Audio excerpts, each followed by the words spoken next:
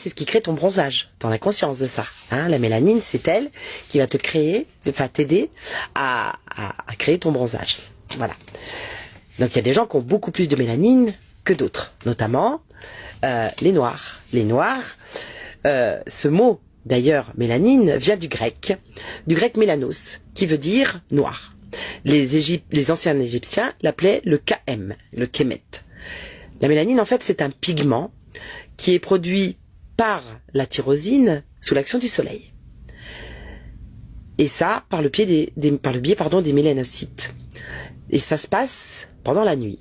C'est ta glande pinéale qui va libérer dans le sang une hormone qui contrôle la production de mélanine dans le corps. D'ailleurs, c'est intéressant de constater que on nous met beaucoup de fluor pour encrasser notre glande pinéale. Hein, c'est très intéressant de voir comment on essaye de fermer cette glande pinéale par tous les moyens possibles et imaginables. Parce que c'est la seule glande dans la tête, en fait, qui est sensible à la lumière. Et elle part de la couronne de la tête, en passant par le front, et descendra tout le long de la colonne vertébrale.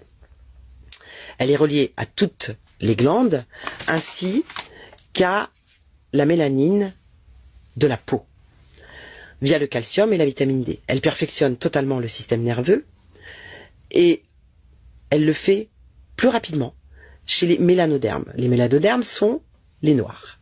Les leucodermes, ce sont nous les blancs. L'abondance de mélanine produite dans l'organisme va créer un corps plus performant, physiquement, mais aussi mentalement et spirituellement. D'ailleurs, les gens de couleur rident très peu. Ils ont un corps qui est très puissant et il est prouvé que leur niveau intellectuel est supérieur. C'est d'ailleurs étonnant de voir leurs bébés qui marchent beaucoup plus rapidement que nos bébés, qui rampent beaucoup plus vite et qui ont des facultés beaucoup plus importantes. Ça voudrait donc dire qu'ils reçoivent beaucoup plus rapidement la lumière et qu'ils la stockent aussi beaucoup plus rapidement. Est-ce que c'est pour cela que nous avons essayé durant des années de décimer l'Afrique et encore aujourd'hui?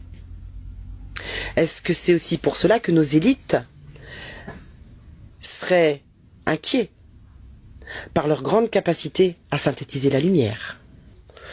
L'histoire parle d'elle-même, puisque ça fait des millions d'années qu'on pille l'Afrique, des millions d'années qu'on les réduit, des centaines d'années, où on a diminué leurs facultés au fil des siècles. Il est très étonnant d'ailleurs de voir combien ils se sont évertués à décimer ce peuple. Pour preuve, le virus du sida, qui a été créé en laboratoire aux USA pour réduire la population mondiale, principalement en Afrique. Il s'appelait le programme Population Nixon.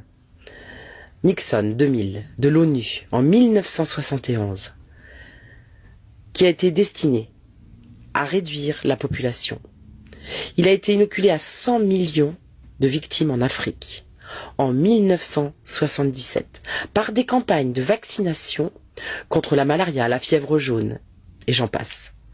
Des millions de vaccins qui étaient intentionnellement infestés par le virus du sida. Tout ceci est visible, vous pouvez le constater, vous pouvez aller chercher vous-même, faites vos liens. Et je précise qu'on vaccine toujours autant les Africains, on les laisse crever de faim, mais on fait en sorte de les vacciner.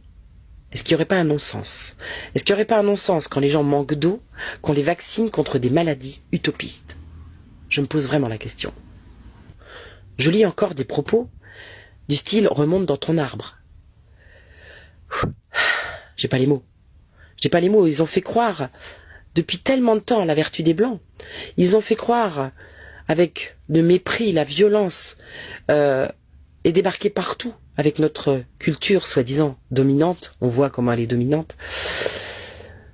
C'est impressionnant de voir que, au fil des siècles, l'Afrique a toujours été le bouc émissaire, l'endroit où on pillait, l'endroit où on se servait, l'endroit où on diminuait les peuples. C'est très étonnant. Il y a sûrement une cause à effet, il y a sûrement une vraie réponse que nos élites nous cacheraient certainement. Les leucodermes, donc nous les blancs, avons ainsi établi une supériorité sur les mélanodermes, donc les noirs, depuis des siècles. Bizarrement, très peu de recherches sur la mélanine et ses propriétés, ou souvent incomplètes, voire malhonnêtes, quand c'est pas mensonger. Bref, finalement, dès qu'on s'intéresse à la mélanine, on comprend pourquoi notre système basé sur l'impérialisme a tout intérêt à diminuer la vérité, et ainsi à continuer à dominer le monde. Arguant de sa supériorité sur les non-blancs, cherchez par vous-même, n'arrêtez pas de chercher, et écoutez votre intuition. Et puis, si on se réfère aux chemtrails, bien sûr qu'ils nous empoisonnent, bien sûr qu'ils envoient des nanoparticules, mais ils assombrissent aussi la lumière. Ils font en sorte, par leur traînée, par les nuages qu'ils laissent derrière eux, que la lumière n'arrive plus. D'ailleurs, le soleil est-il encore jaune? Est-ce que le ciel est encore bleu? Est-ce que cette lumière puissante qu'est le soleil arrive encore jusqu'à nous? Sachant que le soleil est la vie sur Terre, puisqu'il synthétise absolument tout.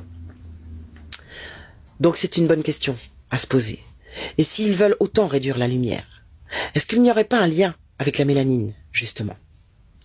Il me semble que la mélanine est la clé de notre humanité, de notre grandeur, de notre civilisation et de notre spiritualité, mais aussi de notre survie et de notre libération totale. Je pense à Michael Jackson, un ami m'a fait penser qu'il avait, cet artiste immense, a toujours chanté la paix, tout le temps. Et bizarrement, il est passé du noir au blanc. Était-ce un message? Était-ce pour nous dire que nous sommes tous issus du berceau de l'Afrique, de ce qui est le berceau de l'humanité, et que donc nous devrions tous penser que nous sommes africains, que nous devrions tous penser que si les Africains sont capables de synthétiser cette lumière avec une telle puissance, nous pourrions peut-être, nous, l'expanser, nous les blancs, les leucodermes, parce que nous sommes tous frères, et ça prend tout son sens d'un coup. Je ne sais pas ce que vous en pensez. À bientôt mes amis.